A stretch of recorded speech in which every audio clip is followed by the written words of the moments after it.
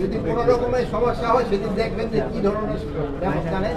এখানকার আমি দেখলাম প্রস্তুতি খুবই ভালো এবং প্রায় প্রতিটা কেন্দ্রেই আপনার সিসিটিভি লেগে গেছে এবং আনসার যাওয়ার সাথে সাথে অ্যাপটেক সুরক্ষা অ্যাপ দিয়ে দেওয়া হচ্ছে, ওইটারও ব্যবস্থা হয়ে যাবে। এখানে ড্রোনেরও ব্যবস্থা করা হয়েছে।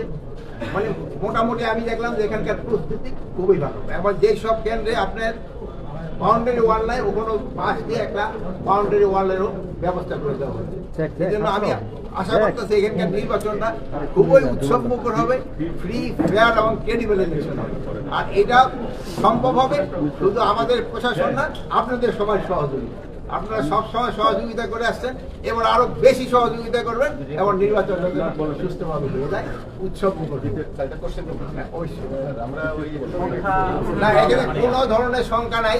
এইবার মতো যে পরিমাণ আইন শৃঙ্খলার বাহিনী নিয়োগ করা হয়েছে, কোনো ইতিহাসে আপনারা দেখাতে পারবেন আইন শৃঙ্খলা বাহিনী।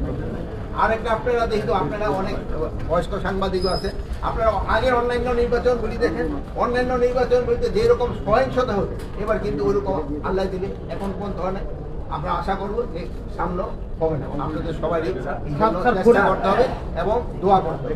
আরেকটা জিনিস হলো, আপনারা দেখছেন যে এবার অন্যান্য সময় আইন শৃঙ্খলা বাহিনী, স্পেশালি সশস্ত্র বাহিনী, এরা যেতে পারতো না। এবার আমাদের সিনিয়র সুযোগ ভিতরে একটা ভালো ব্যবস্থা করে দিতে, প্রতিটা ভোট প্রাঙ্গণে তারা যেতে পারে। যদি কোনো রকমের সমস্যা হয় সেদিন দেখবেন যে কি ধরনের ব্যবস্থা নেয়। ওই ধরনের প্রস্তুতিগুলি নিয়ে কিন্তু এখানে আলাদা সবকিছু তো ডিসক্লোজ করে স্যার, আপনি তো স্যার আজকের এই মত বিনিময় সভায়